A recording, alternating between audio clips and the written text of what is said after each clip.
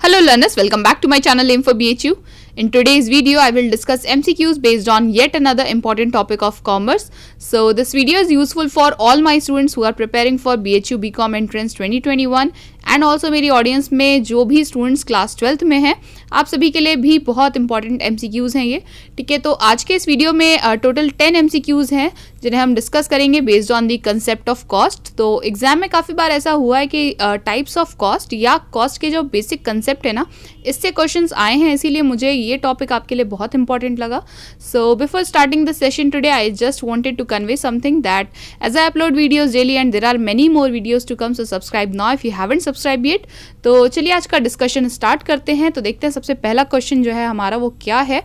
Alright, तो question number 1 में आपसे पूछ रहा है कि what is the basic concept of cost concept. Okay, तो जो कॉस्ट का कंसेप्ट है, इसका जो बेसिक कंसेप्ट है वो क्या है, ठीक है। What is the base actually, यहाँ पे आपके ऑप्शंस हैं। A says cost ascertainment, B says tax compliance, ठीक है, सी सेज फाइनेंशियल ऑडिट या डी सेज प्रॉफिट एनालिसिस। तो हम सब जानते हैं कि देखिए कभी भी कॉस्ट का जो कंसेप्ट है ना, बेसिक कंसेप्ट यही कहता है कि हम कॉस्ट को असर्टेन कर सकें, ठीक है। तो यही इसका बेस है। कॉस्ट कंसेप्ट का पूरा जो है बेस जो होता है वो इसी पे होता है कि कॉस्ट को जो है पूरी तरह से असर्टेन कर लिया जाए, जितनी भी कॉस्ट इनकर हुई है, ठीक है।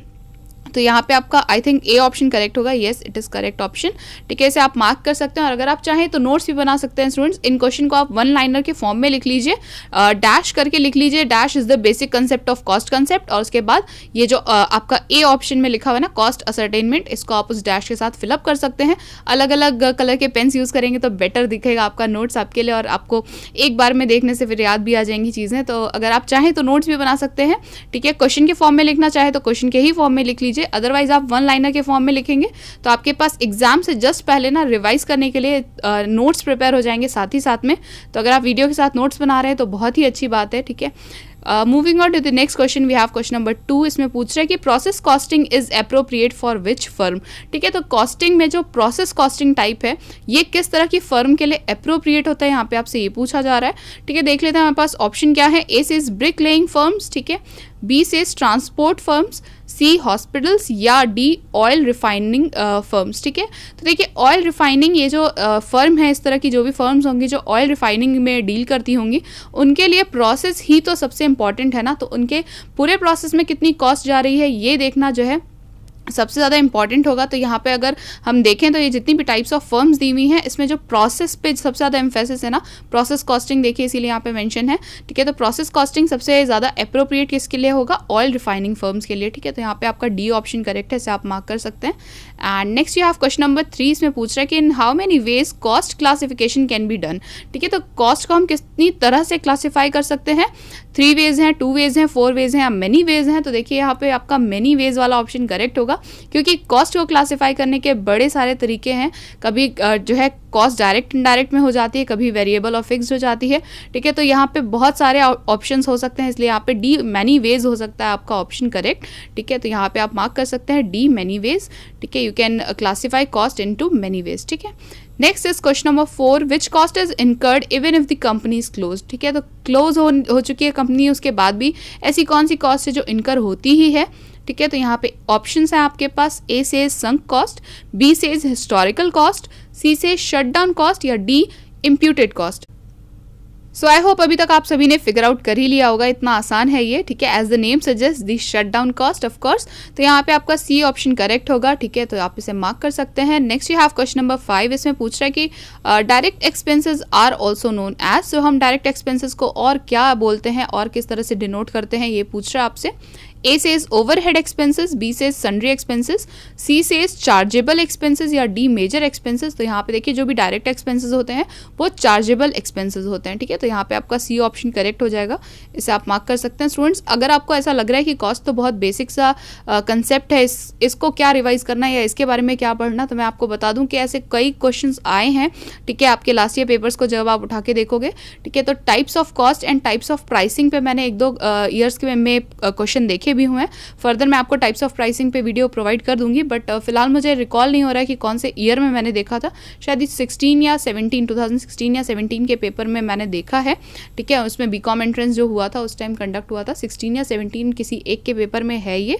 ठीक है, cost and types of pricing से भी एक क्वेश्चन था वहाँ पर, तो फर्दर हम उसे भी कवर कर लेंगे, बट फिलहाल आज इसे देख लीजिए। ठीक है, ये भी इंपॉर्टेंट है, भले ही छोटा सा आपको टॉपिक लग रहा होगा कि ये तो बहुत ही बेसिक सा टॉपिक है, but cost is very important. ठीक है, एज अ कंसेप्ट, तो हम इसलिए आज इसे कवर कर रहे हैं। तो क्वेश्चन नंबर 6 में देख लेते हैं। सो यहाँ पे आपसे पूछ रहा है कि warehouse rent is part of which cost. तो स्टूडेंट्स आपको यहाँ पे ये बताना है कि यहाँ पे जितनी भी टाइप्स ऑफ कॉस्ट दी हुई हैं, वेयर हाउस रेंट इसमें से किसका पार्ट हो सकता है। ठीक है, A option says is production cost, B distribution cost, C says is prime cost या डी फैक्ट्री कॉस्ट। तो आपको ये बताना है कि वेयर हाउस रेंट किसका पार्ट हो सकता है। तो देखिए स्टूडेंट्स, प्रोडक्शन के टाइम में वेयर हाउसिंग का कोई काम नहीं होता, ये हमेशा डिस्ट्रीब्यूशन फेज में आता है। ठीक है, वेयर हाउस रेंट आप तभी पे कर रहे होंगे जब आपकी चीज़ें जो है डिस्ट्रीब्यूशन फेज में हो, यानी कि यहाँ पे बी डिस्ट्रीब्यूशन कॉस्ट आपका करेक्ट ऑप्शन होगा। इसे आप मार्क कर सकते हैं। Yes, this is the correct option. All right, so moving on to the next question, we have question number 7. What is tender? तो आपसे पूछ रहा है कि टेंडर बेसिकली क्या होता है। आपको इस टर्म के बारे में बताना है कि ये क्या है। ठीक है, A says estimation of cost, B says estimation of profit, C says estimation of units या D says estimation of the selling price. तो ऑफकोर्स डी आपका ऑप्शन है। ठीक है, जो सेलिंग प्राइस होता है उसका जब हम एस्टिमेशन करते हैं ना, एस्टिमेट निकालते हैं, वही होता है टेंडर। ठीक है, तो यहाँ पे आपका डी ऑप्शन करेक्ट हो जाएगा। एंड 8th क्वेश्चन में देख लेते हैं क्या पूछ रहा है हमसे। A total of all the direct cost is known as what. ठीक है, तो अगर आप सारी डायरेक्ट कॉस्ट को टोटल करते हैं तो आपको क्या असरटेन होता है, क्या व्हाट यू गेट, आपसे यही पूछ रहा है। A says cost of production, B says cost of sales, C says the prime cost या D says the work cost. ठीक है, तो यहाँ पे अगर आप सारी अपनी डायरेक्ट कॉस्ट को मिला लेंगे ना तो आपके पास आएगी प्राइम कॉस्ट या प्राइमरी कॉस्ट भी बोलते हैं इसे। ठीक है, तो सी आपका यहाँ पे करेक्ट ऑप्शन है। ठीक है, इसे मार्क कर लीजिए आप। So moving on to the next question, we have question number 9। इसमें पूछ रहा है कि what item is not included in cost accounting. ठीक है, तो कॉस्ट अकाउंटिंग में ऐसा कौन सा आइटम है जो इनमें से इंक्लूड नहीं होता है। ठीक है, तो ऑप्शन है आपके पास। A says product costing, B says profit sharing, C says planning या डी सेज कंट्रोलिंग। तो देखिए कॉस्ट अकाउंटिंग में प्रोडक्ट कॉस्टिंग ज़रूर से इंक्लूड होती है, प्लानिंग भी कॉस्टिंग में ज़रूर से आती है, कंट्रोलिंग भी इसका पार्ट है। ये सारे जो है आपके यहाँ पे रेलेवेंट है कॉस्ट अकाउंटिंग से, लेकिन प्रॉफिट शेयरिंग ना कॉस्ट अकाउंटिंग का पार्ट नहीं है। ठीक है, अगर आपको लग रहा होगा कि प्लानिंग एंड कंट्रोलिंग तो जो है ये मैनेजेरियल फंक्शंस हैं, तो वो कॉस्ट अकाउंटिंग से कैसे एसोसिएटेड है। देखिए, जब भी कोई मैनेजेरियल टास्क कैरी आउट हो रही होती है स्टूडेंट्स, तो वहाँ पे सारे मैनेजेरियल फंक्शंस जो है अप्लाई होते हैं। कॉस्ट अकाउंटिंग भी उसी में का एक पार्ट है, बट प्रॉफिट शेयरिंग इसका पार्ट नहीं है। ठीक है, तो यहाँ पे आपका जो एक इररिलेवेंट सा ऑप्शन है वो सिर्फ बी है। ठीक है, ये कहीं से भी कॉस्ट अकाउंटिंग के साथ इंक्लूड नहीं होता है, तो यहाँ पे आपका बी ऑप्शन करेक्ट हो जाएगा। इसे आप मार्क कर सकते हैं। And next you have question number 10। इसमें पूछ रहा है कि toy manufacturing companies use what type of costing. तो जो टॉय मैन्युफैक्चरिंग जो कंपनीज होती हैं ये किस तरह की कॉस्टिंग यूज़ करती हैं। आपसे अभी देखिए थोड़ी देर पहले पूछा गया था कि प्रोसेस कॉस्टिंग जो है कौन सी कंपनीज़ के लिए, कौन सी इंडस्ट्रीज़ के लिए, किस टाइप की फर्म्स के लिए सूटेबल होता है। और यहाँ पे पूछा जा रहा है आपसे कि अगर एक कंपनी है जो कि टॉय मैन्युफैक्चरिंग में है, ठीक है, टॉय मैन्युफैक्चरिंग में डील करते हैं वो, तो उनके लिए किस टाइप की कॉस्टिंग जो है अप्रोप्रिएट होगी, या वो किस तरह की कॉस्टिंग यूज़ करते हैं, ये पूछ रहा है आपसे यहाँ पे। A says multiple costing, B process costing, C says unit costing या डी बैच कॉस्टिंग। तो स्टूडेंट्स देखिए यहाँ पे टॉयज़ हमेशा बैच में जो है मैन्युफैक्चर होते हैं, इसलिए आप नाम से भी रिलेट कर सकते हैं, आप समझ जाएंगे कि ये क्या है। तो देखिए ये जितने भी ऑप्शन यहाँ गिवन है ना, ये सभी कॉस्टिंग के टाइप्स ही हैं। ठीक है, तो यहाँ पे इसीलिए आपसे कॉस्टिंग के टाइप से भी पूछा जा सकता है। और नेक्स्ट वीडियो में मैं कोशिश करूँगी कि मैं आपके लिए टाइप्स ऑफ कॉस्टिंग को भी कवर करूँ।